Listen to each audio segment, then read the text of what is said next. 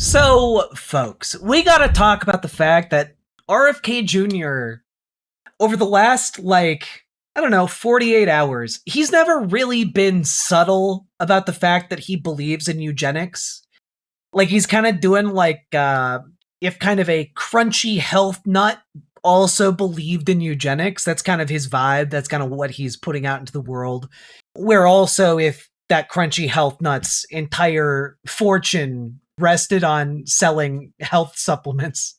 That's basically what he's doing, right? And he is, unfortunately, someone with a great deal of power and influence in the Trump administration. And I just want to play for you guys a clip that I found personally astounding. Okay? Here it is. This is from his testimony the other day in front of Congress. And then cleaning up the risk pool, cleaning up people who don't belong on Medicaid or Medicare or in the exchanges. When you do that, you improve the risk pool, so that's going to lower prices, and all of those things and many, many others are being done by this administration. Now, the phrase cleaning up the risk pool, many of you might not understand exactly what that means in relation to healthcare. So let me explain a little bit, because this is in response to a question from Cliff Bentz, who's a Republican, by the way, who asked, what is the administration doing to lower healthcare costs? And RFK Jr.'s response is to clean up the risk pool. So before we had the Affordable Care Act, there was just private insurance. And private insurance operates on different pools of risk. Essentially, like if you are someone who has no pre-existing conditions, if you're in relatively good health, you don't have chronic illness, etc., etc., etc., then you are in a low-risk pool because you don't have a history of needing a lot of healthcare. So you get to pay a low monthly rate in order to have health insurance. But that also means that the creation of this low-risk pool creates a high-risk pool. That's people who are old, people who have chronic illness, people who have longer-term illnesses, like cancer, etc. And what happened if you transitioned from this low-risk pool to a high-risk pool for any number of different reasons is that your health insurance premiums, the monthly amount you had to pay, went way up. Okay? So what the Affordable Care Act did is effectively say, well, insurance companies, you still get to be private entities, but you can no longer deny people coverage on the basis of pre-existing conditions. Because in that previous world, right, where you have the low risk and the high risk pools, they could also just straight up not sell you insurance because of you reached a special third tier where the risk was just so high that there was no way they were going to get a return on their investment. You just weren't fiscally sound for them to cover. And so when RFK Jr. here in front of Congress responds to a question about how they're going to lower costs with he's going to clean up the risk pool, what that means is just kicking people off of insurance. It means creating a world in which people just aren't covered by insurance anymore and are left to die. That's it. That's it. It's, well, you're too sick. You need health care too much. Time to throw you in the gutter. And he's saying that as if it's a thing that is good and is going to save everybody money. I'm here to tell you, not only is this vile and evil, but it also doesn't save us money. It does not save people money, or our society money, to leave people uninsured and without health care. That spreads a whole host of secondary costs across all of society. Whether it's in the form of, people just don't get preventative care, so they get sicker. And when they need health care, they need way more of it. And when RFK Jr. is talking about this, he's also doing it because RFK Jr., full stop, just does not believe certain people deserve to live. And the Trump administration is by and large aligned with that, right? The Trump administration, as a general rule, is aligned with this eugenics project to just simply deny people Medicare. That's it. That's it. Just out here being like, well, you know, if we can't deny you healthcare, we're going to deny you any of the ways you could get healthcare. Here's a story from just a couple days ago from the Mississippi Free Press. Excellent news source. Highly recommend it. Radiation clinic in Greenville, Mississippi may close in latest blow to rural healthcare. Now, a lot of people don't remember this, but the Trump administration slashed Medicaid to such a degree with the big, beautiful bill that rural clinics that rely on patients who are covered by Medicaid and Medicare can no longer function. They're no longer being paid, which means all of these clinics, they have to start shutting down. And this particular radiation clinic, it's the only game in town. I guess Luigi was just a joke to them. Maybe more jokers will make cameos. I mean, I gotta be honest. There's a reason why so many people in America were like, oh my God, a horrible assassination. And then they learned it was a healthcare CEO. And then they said, oh, okay, that makes sense. And then went about their days, right? Because everyone in this country who has encountered health insurance and the health insurance system in this country understands how fucking bullshit it is. How fucking bullshit it is. My partner, you know, without giving away too much information, my partner has to be on a very specific medication and has been on that medication for like the last 15 years. On the regular, she has to fight the health insurance company to cover it because they don't want to cover it. They want her to use a cheaper medication that she's allergic to and cannot use. Like, it's just, it's just genuinely horrendous. But that's how this country operates. The fate of one of the Mississippi Delta's last remaining radiation clinics is unclear. Patients were informed Tuesday through a letter written by Dickerson's oncology colleague, Dr. Maroon Hayek of Greenville's Delta Health Systems Cancer Center, that the radiation clinic was closing on June 1st. If that happens, the results could severely impact patients. Without a local center, patients will be forced to travel more than 2 hours each way to Jackson, Mississippi, every single day, Hayek said in the letter. For many in our community, that is simply not possible. This means that some patients may be forced to delay treatment, stop treatment, or go without treatment altogether. And we're talking about cancer treatment.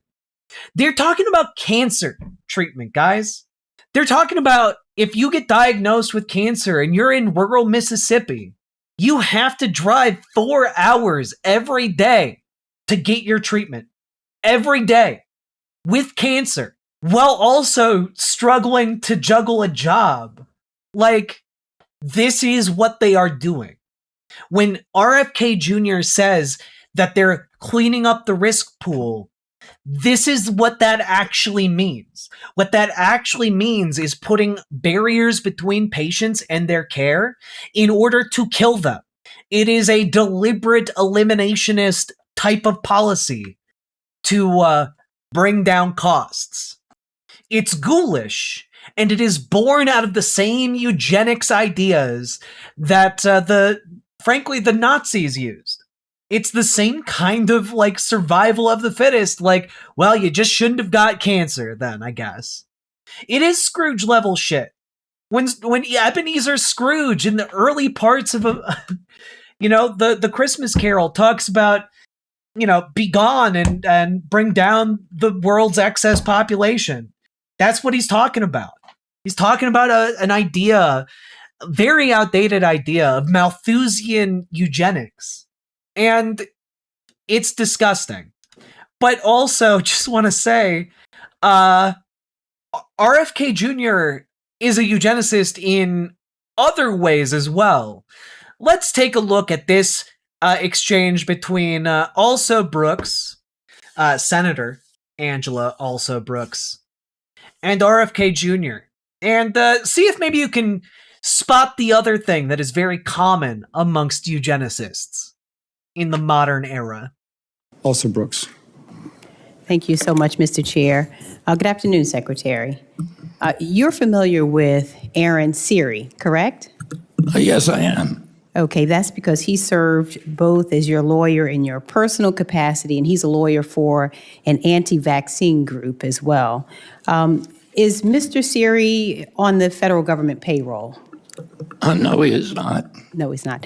Okay, so that I find that interesting because he is apparently having a really outsized influence on you. And in fact, according to her testimony, Dr. Monterez last August said that during a very contentious argument with you or conversation that you told her to talk to Mr. Siri so that she could fall in line with his vaccine policies. You let him present to your now illegal and discredited vaccination committee. And then this month, you signed an updated charter for the Advisory Committee on Immunization Practices to focus on vaccine risk after Aaron Siri urged you to do so. So, you know, despite him not being on the government payroll, it looks like he is clearly, for you, he's a top advisor in your agency. Now, last month, Mr. Siri threatened to sue you if you didn't add hundreds of health conditions to the vaccine injury compensation programs. And just like that, you removed members of the Advisory Commission on Childhood Vaccinations. Yep. By the way, directly downstream from all of this anti-vax bullshit that he's been pushing for years is the fact that the United States has had an ongoing measles outbreak for like over a year now. We've single-handedly brought back measles to the point where we now have to have scientists coming up with new vaccinations for measles because it's developing variants. Do you guys have any idea how insane that is? They've just let measles rage unaddressed across America for no goddamn reason. To pave the way for changes. So I just have to ask you, Mr. Secretary, who is running this department? Is Aaron Siri running the department? Are you running the department? Oh, ASIP has nothing to do with the vaccine court. Nothing. No, just the question is he running the department? Are you running the department? This Aaron Siri guy has a huge, apparently, influence. Yeah, you're just filled with mischaracterizations. If you want to ask me about something, I will. But well, let me just ask you this. And so, Mr. Siri, you're going to talk. You're just filled with mischaracterizations. The worms are back. The worms are back.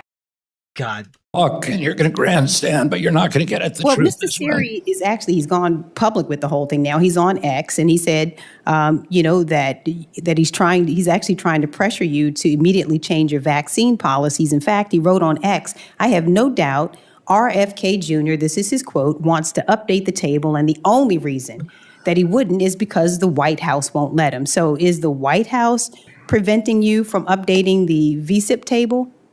Aaron Siri is an American citizen. He has a right to say what he wants. He does. I'm just asking you, is the White House preventing you from updating this? Is Mr. Siri correct about that? Updating the vaccine table? No, they are not. Okay. Now, regarding the new CDC director nominee, part of the new team that you said would revolutionize the CDC, Mr. Siri said that the pick will likely be a disaster and has said the only thing that Schwartz will likely restore is the CDC to business as usual. He said that this is his quote, left to your own devices, you wouldn't have even chosen her, and that she is, and I quote Mr. Siri here, the queen of mandating vaccines. So is Aaron Siri wrong about this new nominee, or is the president? Well, I guess Aaron Siri doesn't have much influence on me after all, does he? So you can't have it both ways of saying he has an outside influence on our department. Oh, is he right? I'm just asking a question. He's suing me and criticizing me or something that he for a policy that I've made that he doesn't like. So does he have an outside influence or not? Well, he said, you're arguing out of both sides of your mouth. Mr. Secretary, my next question. Now, you've had some trouble with the truth. I've seen it myself during What? your appearances before Congress. And as we all saw clearly during your exchange last week with Congresswoman Sewell, can you admit today that you said every black kid can get reparented on a wellness farm? Can you admit that you said that? Yeah. So not only is he like just straight up saying, yeah, we need to let the sick people die, but we need to take the black children and put them on wellness farms to reparent them. Didn't get reparented on a wellness. Well, let me read exactly what you said. You said every black kid is now just standard, put on Adderall, on SSRIs, benzos, which are known to induce violence, and those kids are going to have a chance. I do have to say, one of my favorite things in Congress is that instead of getting any kind of technology to like display these things, they just go to Kinko's and like create ungodly amounts of like posters. But like, I gotta be honest, it works. It works. Chance to go somewhere and get reparented, to live in a community where there'll be no cell phones, no screens. You know, you claimed, in fact, you went on to say, actually the whole transcript was even worse. You said that if you could, you would send, quote, every black kid, again, your words, not mine, to go live on farms and work. Is that your... I would have to hear that recording. Now, I do want to say, the United States has a history of doing this in multiple different contexts, both genocidal. You know, you have the systemic genocide and oppression of, you know, African Americans under slavery. You have the systemic genocide of indigenous folks under the school system, residential school system. Like, taking children and indoctrinating them to like forget their culture, forget their parents, you know, it is just a return to the same pseudoscientific roots that eugenics sprung from in the first place. Like, when I say RFK Jr. is a eugenicist, I mean it in like the classic, like, American eugenicist sense. In the sense of the same kinds of people who dedicated their lives to coming up with pseudoscientific ideas to prop up slavery, to prop up the genocides being done to indigenous people. RFK Jr. is just that guy in the modern context. Well, I have the recording. I have no memory of saying anything like that. Yeah, well, I actually have the recording that I can give to you, but it is absolutely what you said. And if you want me to play it, I can play it. But if you ask me what my opinion is, I do not believe that every black kid should be reparented on a wellness farm or whatever, and I have never believed that. Well, you said it, sir. I have the video here. In fact, I'm telling you, I don't believe it. That's not my vision for our country. Well, I'm glad, because it was ignorant to say, it was dangerous, and it was irresponsible. Well, if I said it, I apologize. If I said it, I apologize. You know, sometimes you're just saying things and you whoopsie daisy into advocating for genocide. You know, that's just something you do sometimes when you're, you know, in charge of everybody's healthcare in the United States. You just whoopsie daisy into doing a little genocide advocacy, you know? Anyway, the worm's whispering something. Give me a sec. Ah, the worms are back. Ah, the worms are back. And like, I gotta be honest, guys, like, RFK Jr. is such a devastating blow to the status of health just generally in America. For example, the kinds of misinformation that are being normalized and spread through our healthcare system now are insane. And this is directly because, again, of RFK Jr. The CDC, this is from just a couple days ago, the CDC apparently isn't publishing a report that shows COVID shots cut the likelihood of hospital visits in half. In half. The Washington Post reported 2 weeks ago that Jay Bhattacharya, who is temporarily overseeing the CDC, delayed publication of the report over concerns about methodology. The report had been scheduled for publication March 19th. And what exactly was in that report? The report showed the vaccines reduced emergency department visits and hospitalizations among healthy adults by about half this past winter, meaning that if you got a COVID vaccine, you were half as likely to need the emergency room if you were healthy. It cut your risk of going to the emergency room in fucking half. And they're trying to bury this report. It's just evil, guys.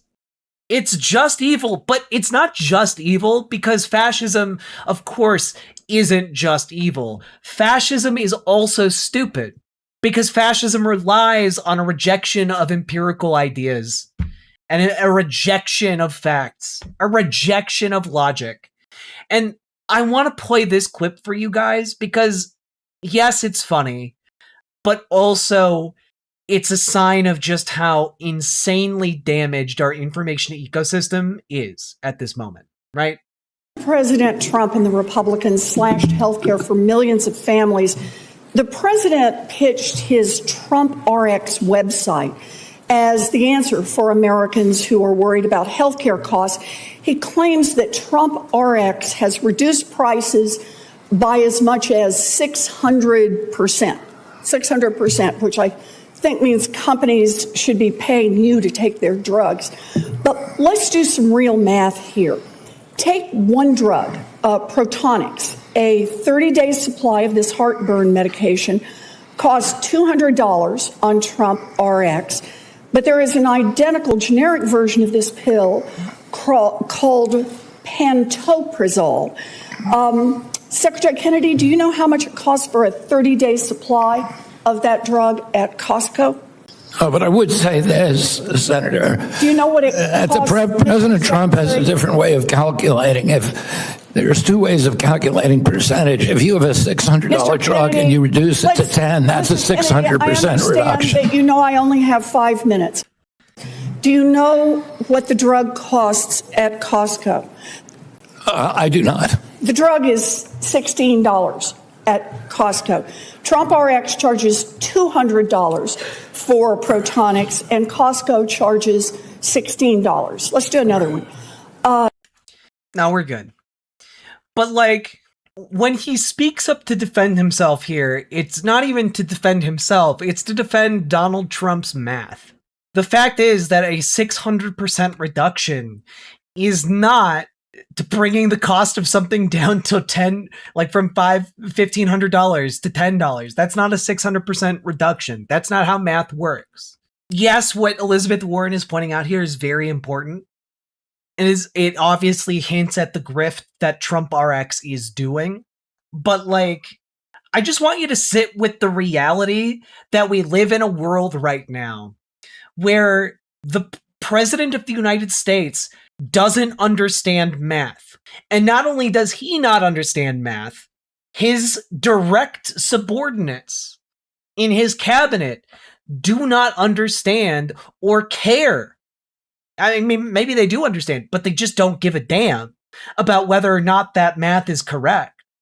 Because again, when we talk about fascism, fascism doesn't care about facts. It cares about vibes. It cares about what feels correct. And in this case, how percentages work out, it feels correct. Like, oh, 600% down, like that's just a huge amount off the price.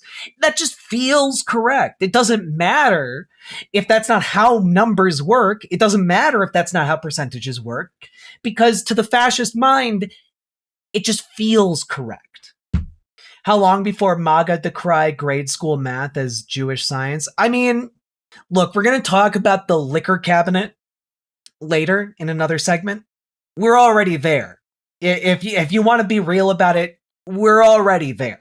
And I'll tell you guys how we're already there. But I'll give you guys a hint right now in this one. It's Pete Hegseth. But I want to end with AOC talking with RFK Jr. And how you doing, Mr. Secretary? Good. Thank you for asking. No, of course, of course. I'm not sure if you remember our last chat about a year ago where we talked about Medicare Advantage. But, I think one area of agreement that we have, I hope, is that these insurance companies are fleecing the public, right? Can we agree on that? Absolutely. And they are, it's highway robbery on the American people, on people who are sick, on seniors. We're on the same page about that, right? Yes. And last year, I brought up Medicare, the Medicare Advantage program to you, because these corporations like United Healthcare, Aetna, are known to be defrauding the public. And really, we know that with Medicare Advantage, it's to the tune of about $80 billion.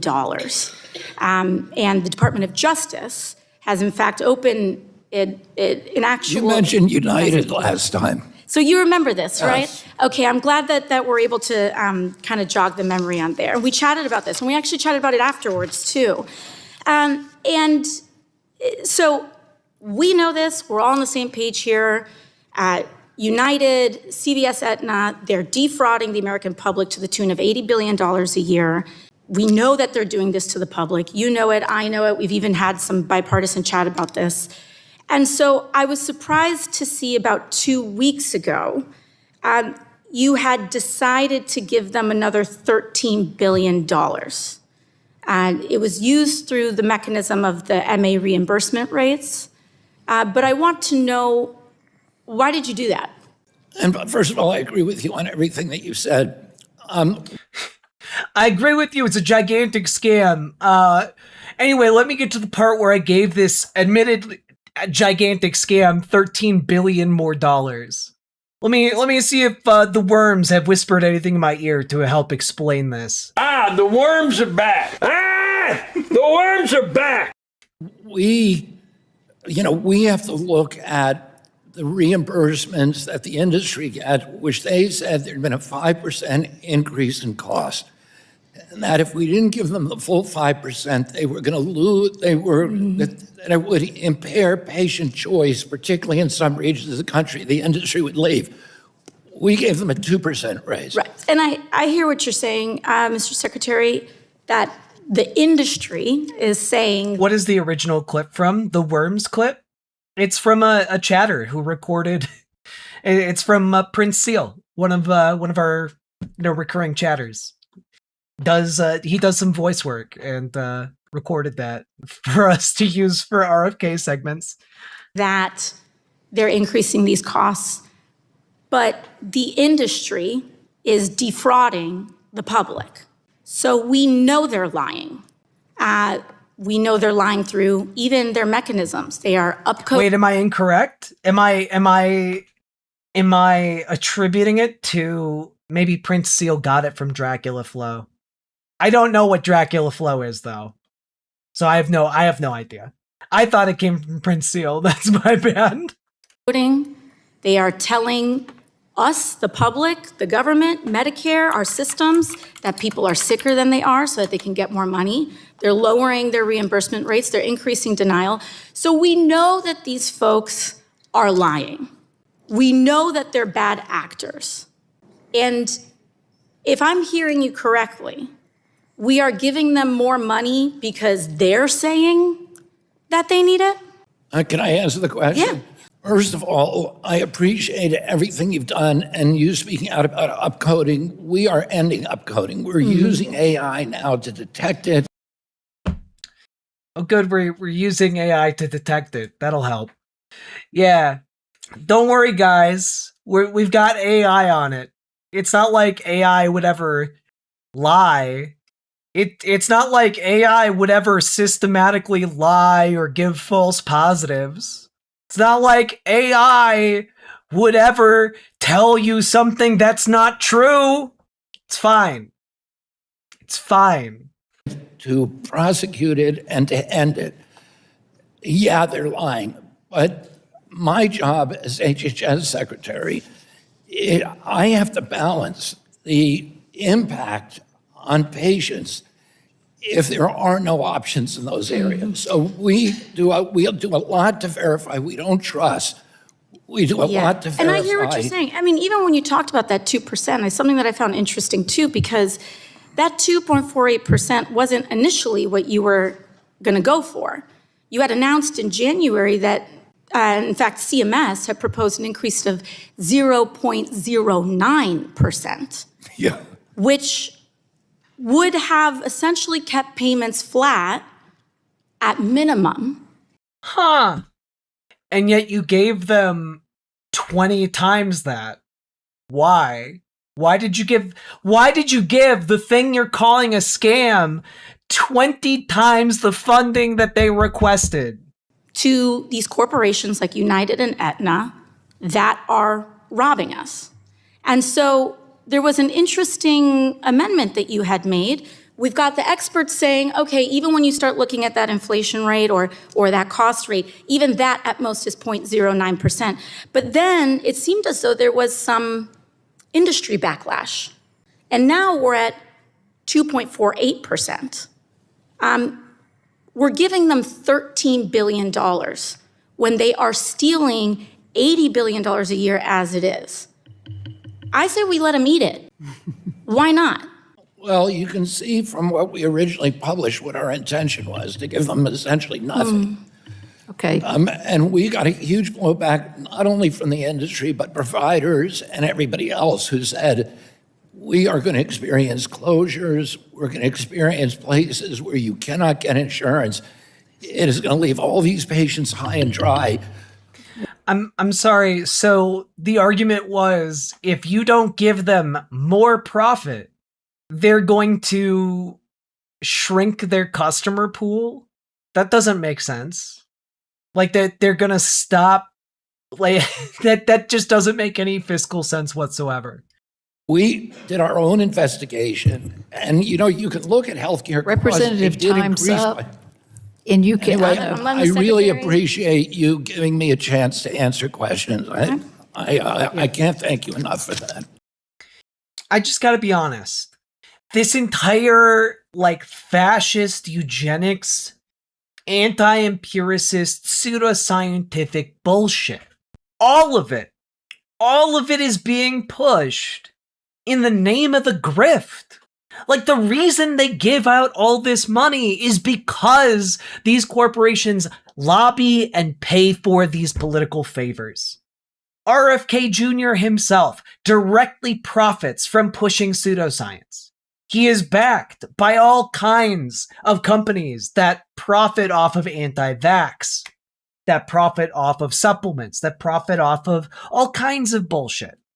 It is no wonder then that he then comes in as a supposedly anti-establishment figure in order to give massive, massive handouts to corporate power, massive handouts to the insurance industry.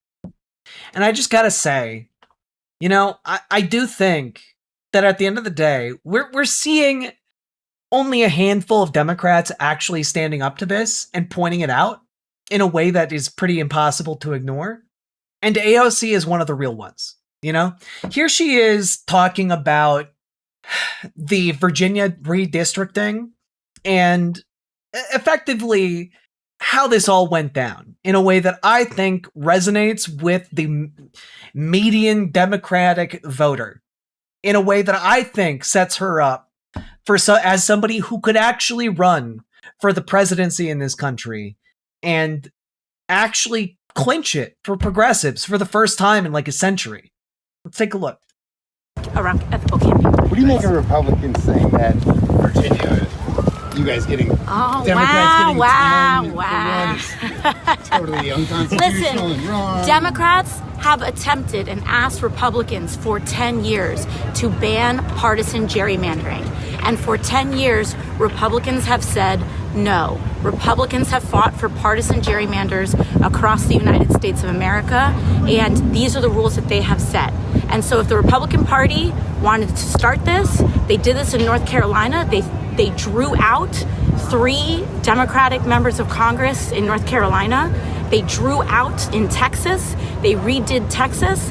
What they're just mad at is that they have been accustomed to a Democratic Party that rolls over, doesn't fight, and takes everything sitting down. And what they're mad at right now is that we are here in a new day. And we have been asking the Democratic Party to stand up and fight, and now they did, and now the Republican Party doesn't like the fact that they are fighting against someone who actually will stand up for the American people. So if Republicans decide that they would like to revisit a ban on partisan gerrymandering, I welcome them. We have the bill right here to end this all today, but they don't want to because they like pursuing and continuing to enact an unfair electoral landscape. And so we have an obligation to defend ourselves. Perfectly put. Perfectly put. Republicans have started this fight. It's been going on for a long time. The Democratic Party, for a very, very, very long time, under Chuck Schumer and even Nancy Pelosi, took this laying down. Didn't do anything about it. The Democratic Party, by and large, just kind of stood by while Republicans took over state legislature after state legislature and got away with this shit year after year. And it's only now that Republicans are realizing, oh shit, wait a minute, there might be consequences for our actions, that they are starting to freak out, that they're starting to not like this game. It's the kind of game that you only like when you're winning. And it turns out right now, with the Democratic base, as angry as it is, Democrats are going to win this fight in basically every theater that it gets fought. And so I just have to say, AOC is one of the few people standing up and actually speaking the truth. And I think that is, I think that's pretty important. Okay? Here's the definitive answer to the debate over who started it. Republicans, before Trump pushed Texas to gerrymander last year, the GOP had drawn 42% of all districts versus 14% for Dems. The rest were neutral by parties. And mind you, the person who spearheaded the move in Virginia is L. Louise Lucas, a state senator who Republicans gerrymandered out of a seat in 2001. Took her 25 years, but she got that revenge. Yeah, I mean, like, that's where we're at right now, guys. It has been an ongoing project in this country since the Reagan years to do this kind of partisan gerrymandering, and the Republicans have pursued it that entire time. A part of the Southern strategy was to mobilize voters specifically to try and reinstate a kind of partisan control of the South. One of the backlash to like Reconstruction was that enfranchised black people were getting elected. Against the grasshoppers. Indeed, Andrew S. And one of the things that is on the horizon, in order to properly understand this gerrymandering fight right now, is that the Supreme Court is set to hear a case that could allow for racial gerrymandering to become a thing that happens again. Right? And where we're at is effectively, if the Supreme Court says you are free to racially gerrymander, we are in another era of a new Jim Crow. Like explicitly a new Jim Crow. And Republicans are gonna try and do this everywhere that they can. And the reason to try and fight this gerrymandering fight right now is so that, like, frankly, a kind of new Jim Crow state of affairs is not established. So all of this is happening right now. And I just gotta say, the Republican Party that put RFK Jr. in charge of our healthcare system, somebody who's advocating for black kids to be taken away from their families and put on wellness farms. Yeah, if you think that they're not going to do racial gerrymanders and reinstate a new Jim Crow, you have not been paying attention.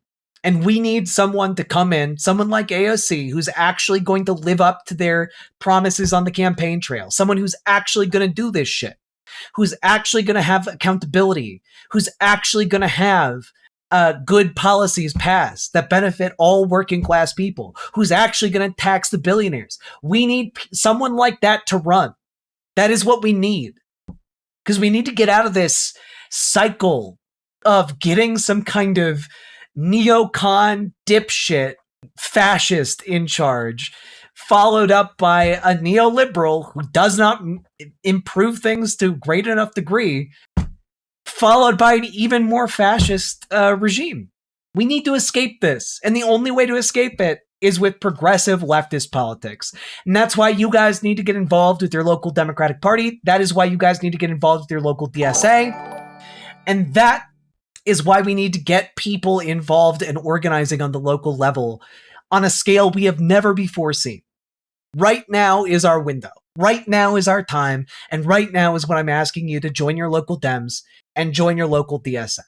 Okay, if you need help doing that, you don't know where to start, that's totally fine. Everyone gets intimidated by their first meeting, okay? But we got people in our community who can help you. So join our Discord or head over to riverboat.gg and reach out to GamerG for help with DSA. Reach out to Dragonfly for help with your local Dems. Both have been organizing in their respective organizations for years and are willing to help you make your own groups or even get involved and organize more effectively within existing ones.